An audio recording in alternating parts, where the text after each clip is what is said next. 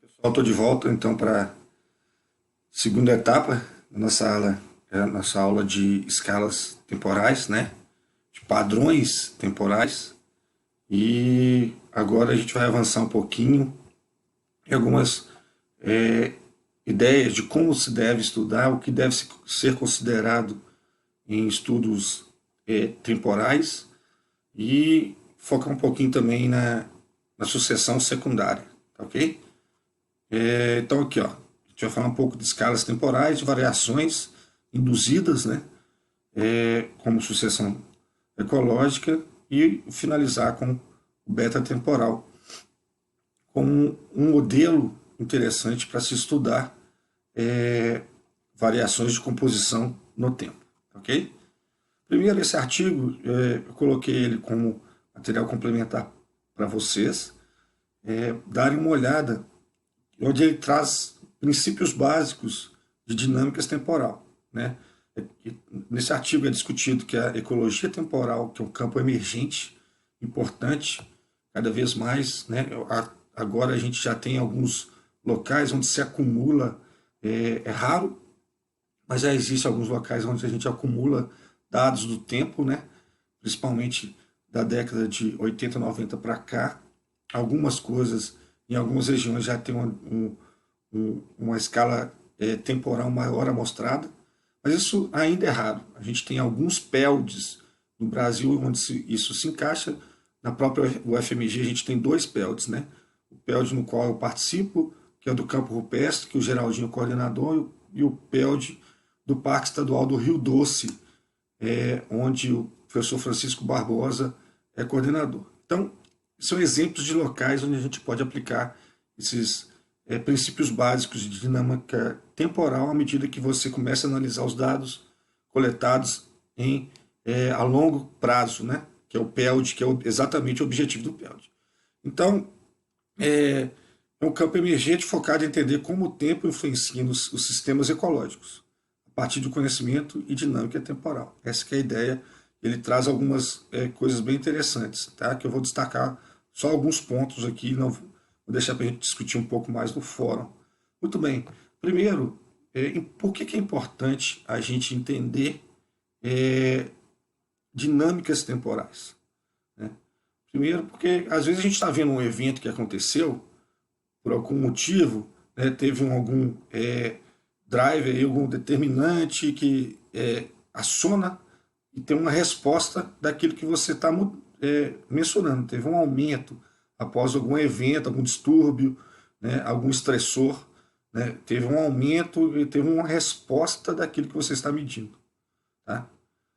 Será que isso é importante no sistema? Porque isso aqui, uma escala temporal de um mês, às vezes é importante, às vezes de um ano, mas quando você coloca isso numa escala temporal um pouco maior, né, como por exemplo incêndios no Brasil como um todo, principalmente no campo rupestre, qual a importância disso, desse distúrbio, e se isso for levado ao longo de uma frequência maior, de frequência menor, tá, no tempo. Então, quando você tem isso, aí você tem um estressor, que você tem uma resposta, você tem um estressor, normalmente um novo evento, como é o exemplo do fogo, aí você tem uma resposta que ela pode ser ainda maior. Né? Então, você já começa a chegar a conclusões a partir do momento que você estuda isso numa escala temporal um pouco maior. Aqui a gente pensa, por exemplo, em um ano, aqui a gente já pode pensar em 5 anos, só que se você analisar isso ao longo de décadas, né? O que vai acontecer? Às vezes, aqui a gente está vendo o estressor e a resposta em cima, a trajetória, quando você vê isso ao longo de muito tempo. Né? Aí você vai perceber que às vezes o efeito desse estressor é acumulativo, não é acumulativo, né? Ou simplesmente o efeito é nulo no sistema que você está trabalhando, dependendo do que você está analisando. Mas o que eu quero chamar a atenção aqui é porque às vezes quando você faz um estudo numa escala temporal muito pequena, você pode ter conclusões pouco robustas comparados a estudos onde você vê múltiplos eventos ao longo do tempo, onde você vai entender realmente a trajetória, né, daquilo que você está medindo. ok? Então a trajetória em uma escala temporal pequena pode ser somente um simples evento. Então, você acha que a resposta vai ser sempre essa, mas quando você vê ao longo do tempo, pode ser apenas um pequeno evento do que está acontecendo no sistema mesmo, quando você compara diferentes sistemas, por exemplo. Tá bom? Então isso é levado em consideração nesse estudo, de como você faz esse tipo de análise, de como você busca esses dados, né? E uma questão que é muito discutida hoje em dia é a questão do limiar, né? Será que um evento pode chegar a fazer com que aquele limiar daquele evento causa um limiar e a partir daquilo tem toda uma mudança na trajetória daquilo que você está medindo? Como, por exemplo, um evento de um distúrbio que levou à queda drástica da diversidade no local, ultrapassou um limiar que aquela diversidade nunca vai retornar. Então isso é muito discutido hoje em dia, né? Mas para você entender isso, você precisa de eventos, né? Estudar ao longo do tempo. Tá? Porque podem ter distintos caminhos, né, sobre eventos múltiplos que podem ser acumulativos. Né? Teve um pequeno evento e aí teve uma resposta da biota. Aí teve um segundo, a resposta é muito maior. Tá? Isso ao longo do tempo você vai ver, né, áreas que podem estar divergindo devido à frequência desses eventos ou mesmo convergindo dentro daquilo que você está medindo. Tá? Porque esses eventos, né, eles têm uma magnitude aqui, é muito importante levar em consideração a magnitude, e na qual elas podem, tanto os eventos podem ser um somatório, causando um impacto ainda maior, cumulativo, ou podem interagir de forma que o efeito pode se anular também, tá? Desse evento. E pode ter distintos caminhos. Então, por isso, esse trabalho, eu gostaria que vocês dessem uma olhada para pensar o que deve ser considerado em estudos temporais, beleza? Mudando agora de foco em outro tipo de trabalho temporal que a gente vai tratar, que é estudos de sucessão e sucessão secundária e primária. Um dos pioneiros a fazer esse tipo de trabalho foi feito nesses lagos americanos, né, que são, o primeiro foi em dunas, né, do lago Michigan. Por quê? Por diferentes motivos, os lagos eles vão recuando, né, por mudanças climáticas, por exemplo, naturais, ou pressões antrópicas, os lagos vão recuando e vai expondo, então, um novo substrato, e nesse novo substrato acontece a colonização de espécies, e começa todo um processo aí. Tá? Então isso foi trabalhado por Coles lá em 1899, no estudo inicial, e a partir daí ele influenciou vários outros trabalhos, né, de sucessão ecológica. Então, inicialmente, duas visões emergiram, essas visões que já foram até tratadas aqui no início de ecologia de comunidades, pelo Ricardo, né, a visão de Clemens e de Gleason, no qual acontecia uma situação que existia uma floresta, por exemplo, teve um distúrbio e começou um processo de restauração. Dificilmente isso vai acontecer, isso aqui é só um exemplo, né, de uma área que ficou dessa forma, vai ficar dessa, dificilmente. Mas é só para a gente pensar que radicalmente mesmo, que isso, o que pode levar a isso, ou o que pode não levar a essa situação. Tá? Então, lembrando aqui daqueles princípios básicos de cada um deles, o Clemens ele fala da ocorrência, que a ocorrência de espécies é determinada por interações bióticas. Então, que existiam esses eventos, né, e tinha essas interações que determinavam, e ele tratava as comunidades como superorganismos, e ele também vinha com uma ideia, que é a ideia de clímax. Então, juntando para sucessão, a partir do processo, que existia um processo direcional que levava a um clímax de complexidade ou de estrutura daquela floresta em termos de diversidade também. Tá? Já o Gleason, né, eles têm essa discussão antiga já, né? Mas eles já tratavam as espécies, que as espécies ocorrem em uma área porque apresentam requerimentos abióticos comuns.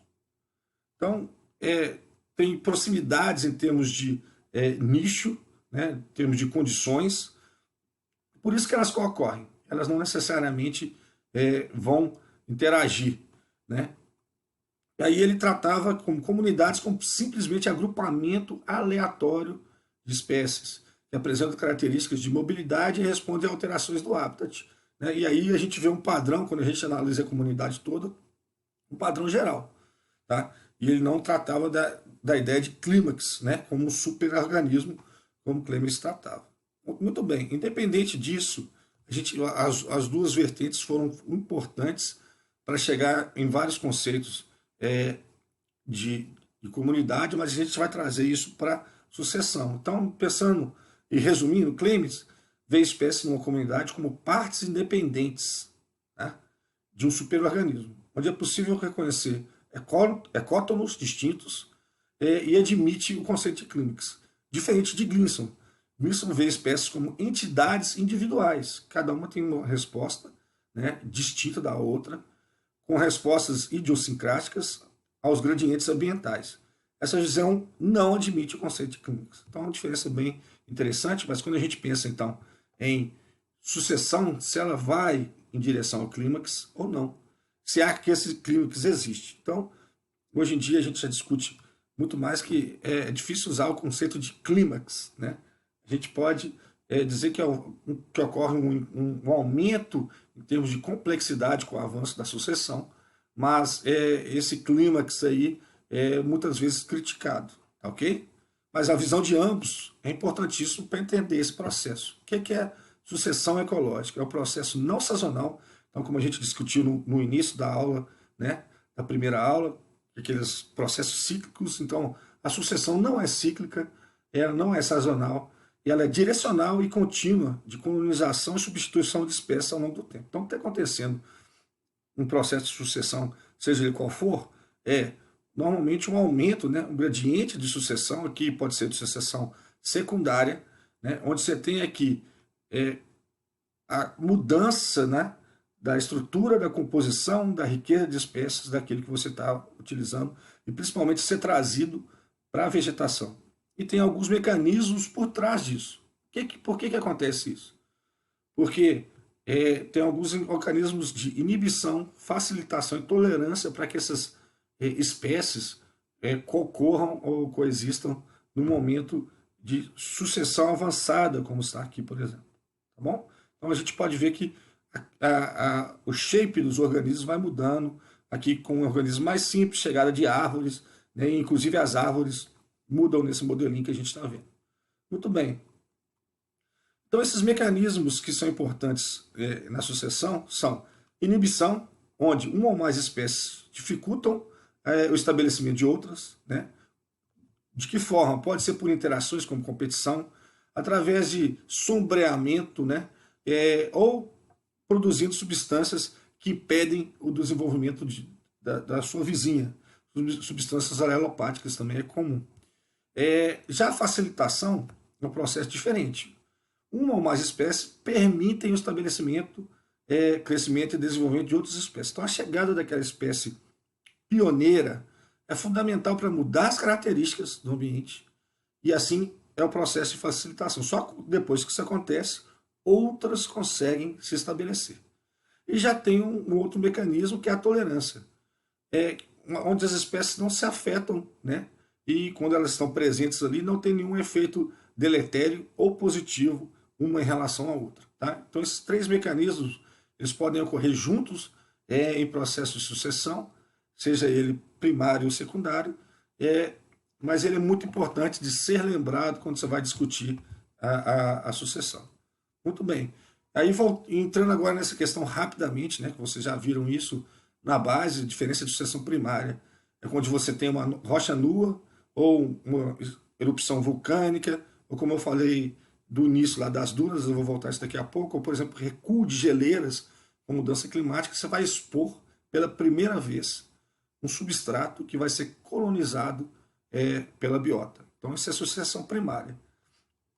Já a sucessão secundária, ela ocorre quando já existia ali a biota, eventualmente teve um distúrbio, né, mas ainda existem propágulos, não ficou de forma inerte, né, como acontece com a erupção vulcânica, onde passa a lava, e ali toda a biota ali foi extinguida.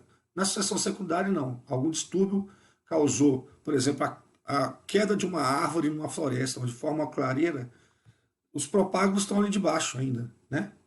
Aí começa um processo de sucessão secundária. A mesma coisa acontece, por exemplo, com você tem o desmatamento e abandono de pastagens.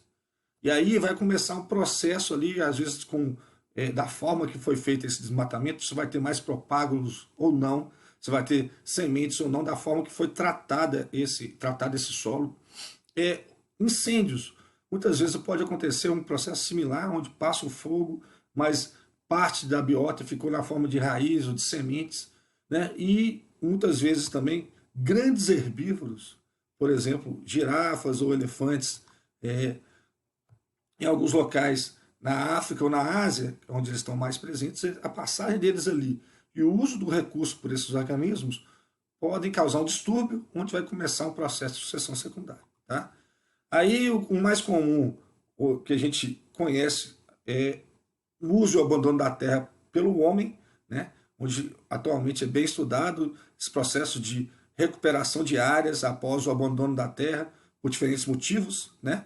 Às vezes até por restauração ecológica também, e com o passar dos anos, né, começa um processo de colonização e mudança de espécies, né? E um ambiente que era assim, só com cercamento, e dependendo da distância que ele está de florestas mais complexas, rapidamente ele vai avançando nos estágios de sucessão.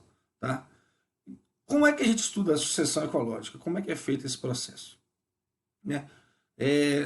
Afinal, às vezes, após uma erupção ou na sucessão secundária, clareira, para você entender isso, você vai ter que estudar aí 10, 15 ou até 40 anos ou mais para entender todo o processo.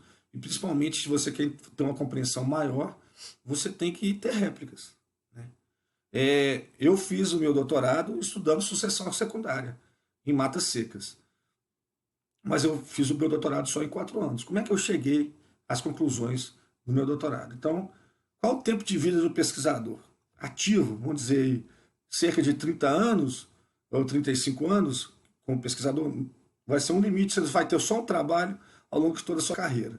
Então, podemos utilizar o que? Gradientes no espaço. A gente não precisa necessariamente acompanhar todos os... Isso seria o ideal, mas a partir de um experimento, algo assim, mas isso às vezes, ou muitas vezes, não é possível. Então a gente pega gradientes no espaço, gradientes históricos de utilização, ou de histórias, por exemplo, da onde passou a lava do vulcão, ou de históricos de recuo, né, das geleiras, onde você consegue fazer esse tipo de estudo. Então a gente usa o que a gente chama de cronossequência. A cronossequência são modelos interessantes para se estudar a sucessão ecológica, seja ela primária ou secundária, tá ok? Então, exemplos rápidos aqui, né, de sucessão primária, com o trabalho que foi feito nessa ilha, no Japão, uma ilha vulcânica, né, e volta e meia ocorre uma erupção novamente do vulcão. E aí tinha uma cronossequência, devido ao histórico daquela ilha, já se conhecia. Então tinha umas áreas que de 16, 37, 125 ou mais de 800 anos, onde não descia ou não tinha atividade vulcânica naquele local. Então você tinha aqui regiões da ilha, né? Esse exemplo foi tirado do livro do Bregon, só para a gente recordar. Então você tem áreas com diferentes idades, onde derramou, né, essa lava. Vejam que esse tipo de estudo, muitas vezes você não vai ter réplicas verdadeiras. Isso tudo está na mesma ilha. Então a gente cai num erro aqui, ou num problema, não é um erro, de pseudo-réplica espacial. Mas a partir desse tipo de estudo você pode chegar a várias conclusões. Né? O mesmo acontece também com o exemplo lá nos lagos americanos, né? Como foi o primeiro estudo de sucessão. Então, sabe quando que tinha que o lago chegava aqui, ó, e ele foi recuando. ele foi recuando até chegar nessa situação.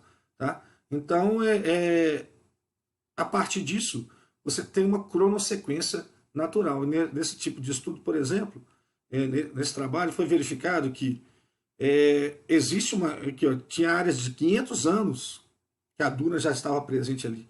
A duna, como um novo substrato, está tendo colonização. E áreas mais recentes, né, onde ela foi recentemente exposta devido ao recuo do lago. Então, o que ele viu? Que a porcentagem que eles viram, né, tem acompanhado esses estudos, que a porcentagem de mudanças aqui, de cobertura, ela muda. Né? Com gramíneas, com arbustos, aparecem coníferas e até outros tipos de vegetação. Né? Então você observa que isso vai mudando com os anos, né? Tem uma dinâmica ali, onde espécies estão colonizando, outras estão substituindo, mas vejam o que é interessante, né? A partir dos anos, vai passando aqui a porcentagem de similaridade. Quando você tem ilhas, à medida que passa o tempo aqui, ó,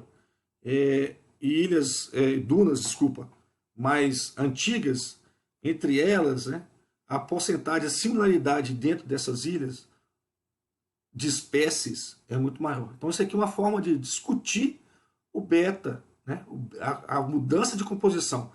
Áreas que são mais similares entre si têm uma menor diversidade beta entre elas. Então, à medida que passa o tempo, as áreas estão ficando cada vez mais similares. Áreas da mesma idade, ou de idade próxima, ficam cada vez mais similares. Tá? Então, significa que a taxa de mudança ela tende a diminuir com a sucessão secundária. Tá? Então, é uma previsão aqui de mudança de composição no tempo. Esse trabalho já começou a ser pensado esse tipo de situação. Ok? Então, a gente tem aqui também, com relação à riqueza de espécies, os padrões encontrados, né?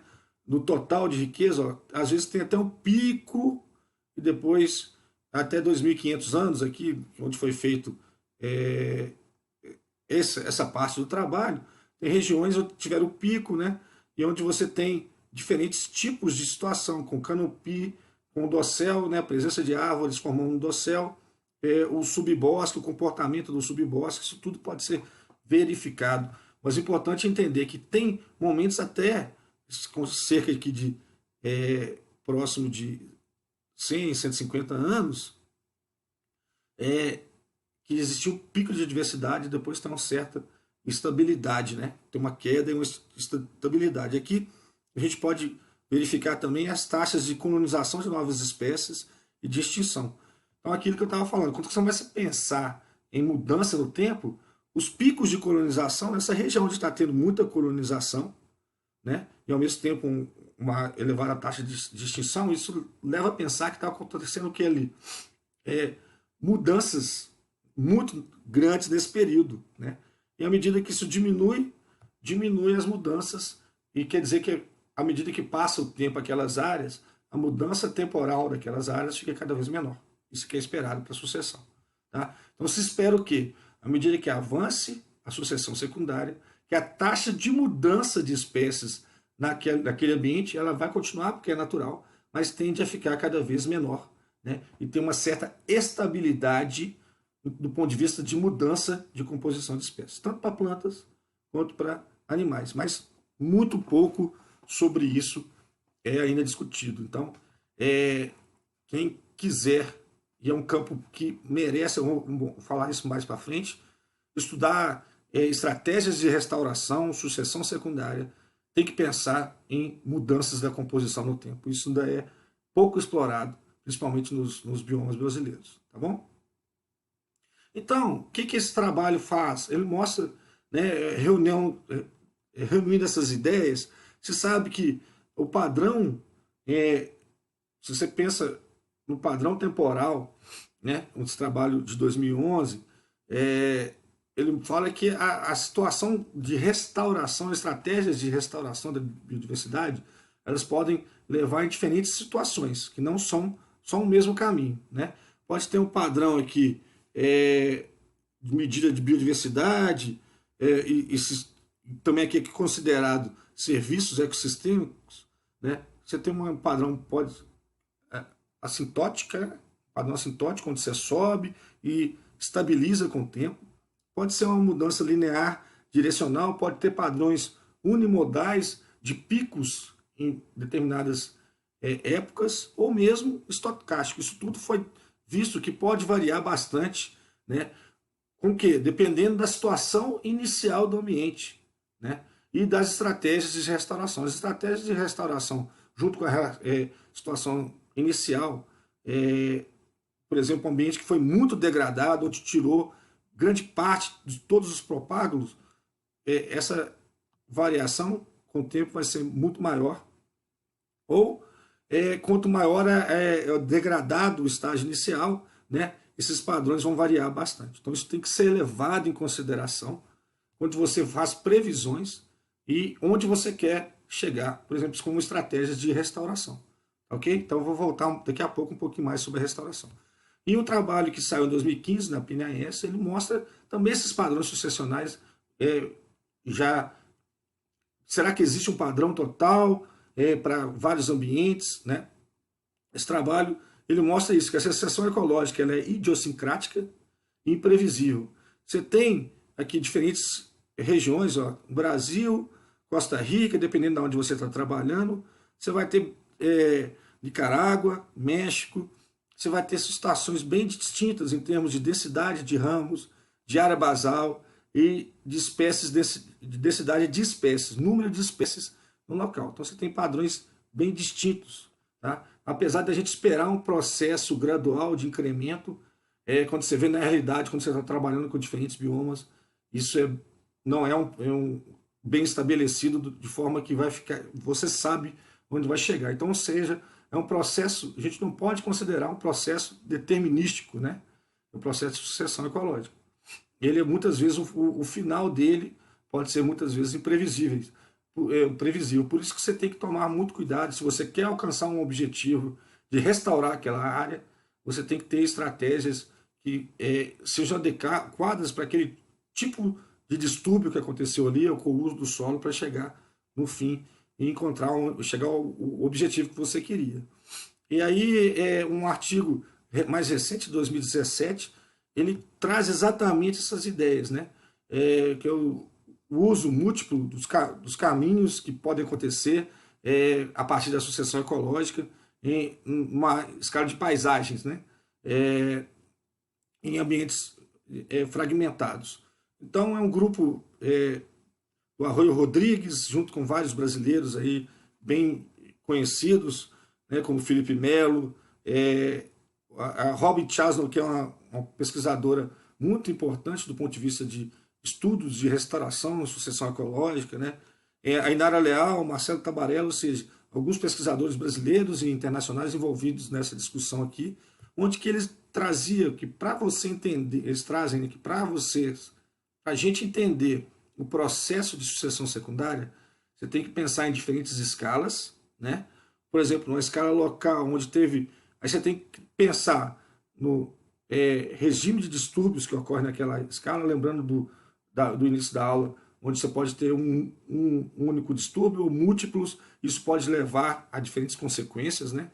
Características do solo, o padrão, né, das manchas daquele ambiente que você está estudando, e se ele está isolado ou não. Então, você começa a pensar que aquele sistema que você está trabalhando, ele está inserido dentro de uma paisagem, né? Isso vai levar a diferentes características de disponibilidade de sementes, propriedades do solo, microclima e até de interações, né? Então, já começa a interligar as coisas que vocês vão ver uma aula para frente, que é de metacomunidades, onde você chega na escala de paisagens, né? A escala de paisagens, ela tem um histórico aqui.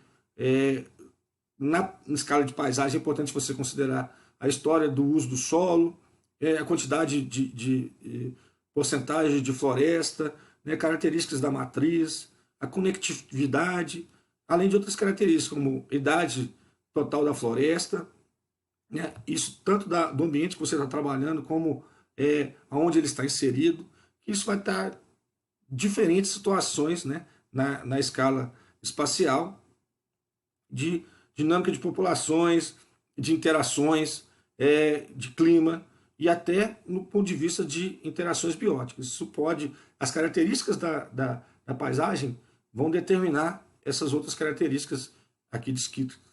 E numa escala ainda maior, né, na escala regional. Aí, onde os mecanismos que são levados em consideração nessas grandes escalas, vejam que são muito similares ao que a gente já discutiu dos padrões espaciais. A gente tem que considerar aqui que essas mudanças no tempo sucessional vão ser determinadas por clima, topografia, histórico de distúrbios naturais, e é isso que vai levar à presença ou não, né, em grande escala, de um pool de espécies nativas, né, as taxas de especiação e extinção e os processos de migração. Então, o que esse trabalho traz, e é muito interessante, né? Traz essa abordagem em múltiplas escalas para a gente pensar em sucessão e, eventualmente, até em restauração ecológica. Beleza? E aí ele traz todo um modelo conceitual, onde agora eu vou discutir a fundo cada um deles. Estou brincando, viu, gente? Isso aqui é só um modelo que às vezes tem que ser considerado, tá? Não vou entrar em detalhes, mas para você pensar em sucessão secundária, o ideal é que você pense em diferentes escalas, né? Nesses vários mecanismos e efeitos que estão surgindo nessas diferentes escalas, só como exemplo para vocês aqui, tá? E aí, um artigo bem recente, né, desse ano, que saiu na Nature, que traz essas ideias, porque o Brasil ele assinou o Acordo de Paris, onde tem que, em 2030, diminuir a emissão de carbono. E aí tem várias estratégias, dentre elas uma que é muito interessante, que esse artigo está trazendo, é o investimento em florestas secundárias. Tá? Então foi feita uma avaliação de florestas secundárias numa escala nacional nesse trabalho, onde ele compara diferentes biomas, né? Onde mostra qual a idade dessas florestas em diferentes estágios sucessionais. E então ele chega à conclusão também que florestas secundárias recuperam grande parte da diversidade taxonômica, funcional e filogenética, ou seja, quando você investe em recuperação, em florestas secundárias, mesmo que as primárias já grande parte tenha sido perdidas por diferentes motivos, você está recuperando biodiversidade de uma maneira geral. E também ele traz a ideia que, ao investir em floresta secundária, tu tem uma ajuda na mitigação de mudanças climáticas, né, em diferentes escalas. Aí, então, mudança climática, a gente já está pensando numa escala espacial muito grande, mas também ajuda a mitigar o efeito de perda de espécies, onde rapidamente acontece, inclusive, recuperação de vários grupos taxonômicos, e também ao objetivo máximo inicial para alcançar em 2030, que é diminuição de emissão de carbono. Ou seja, uma estratégia bem interessante seria investir em florestas secundárias, aí, ao mesmo tempo não deixar desmatar mais, né? Frear o desmatamento e investir em restauração ecológica. Tá bom? Mas uma coisa que eu fui falando ao longo dessa aula temporal foi da beta-diversidade temporal. O que é a beta-diversidade temporal? Lembrando que é a variação da composição de espécies no tempo. E como se estuda isso? Assim como eu discuti bastante para a beta espacial, várias daquelas questões podem ser trazidas para a beta temporal.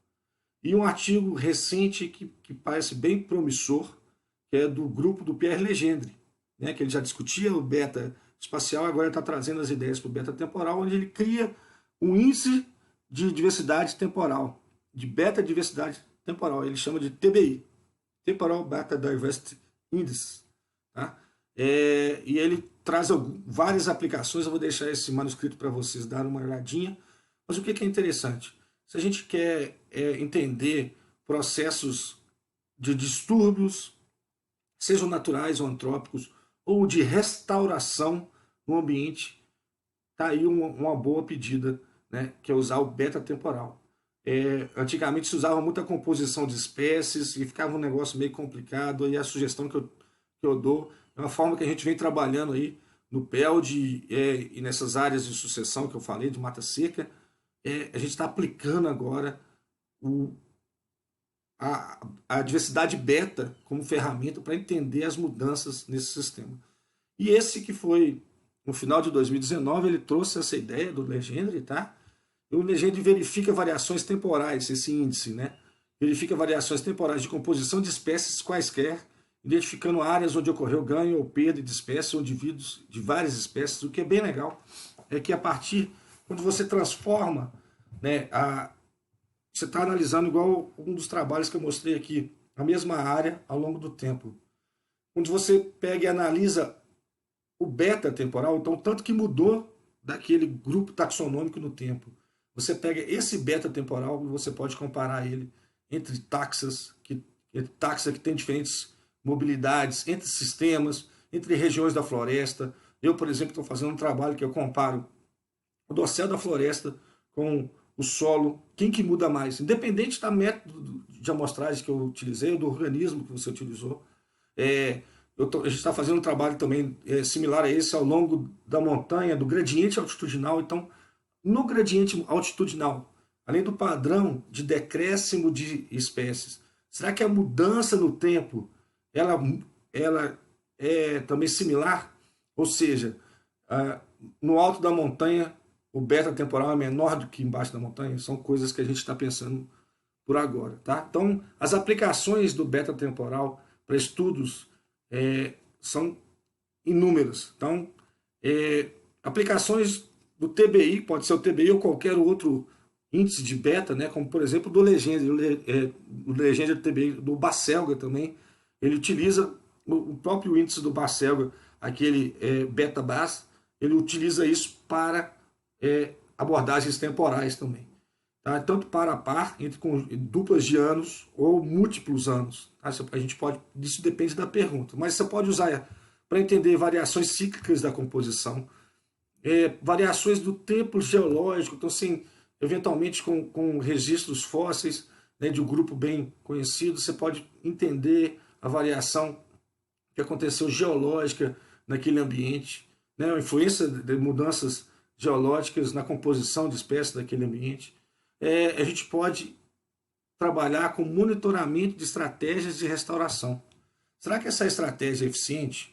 Como a gente discutiu bastante na segunda etapa dessa aula de hoje, a sucessão ela tem um aumento de riqueza e tende, né, como foi feito naquele estudo lá das dunas em Michigan, a ficar mais estável, ou as mudanças de composição ficam cada vez menores. Como a gente pode acompanhar isso? Por exemplo, a gente espera então que com o passar do tempo, o beta temporal fique cada vez menor.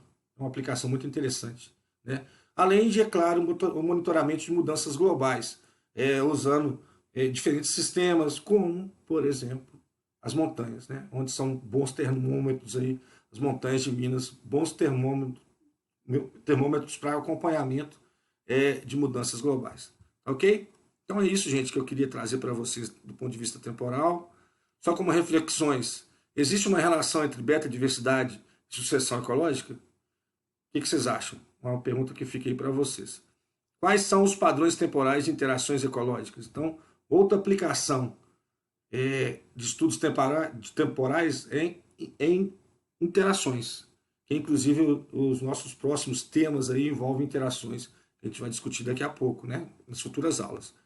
O que podemos considerar como variações naturais e o que é anormal? Então, quando você entende a dinâmica temporal, você vai ver que aquilo foi anormal ou não. Isso aqui teve essa mudança, mas ela está dentro de uma escala temporal muito grande. Você vai conseguir verificar que aquilo é mais somente um evento que ele é recorrente, mas ele ocorre, né, ao longo de vários anos, como grandes chuvas que surgem de 10 em 10 anos, tá? Ou se não, se isso ultrapassa um limiar, né?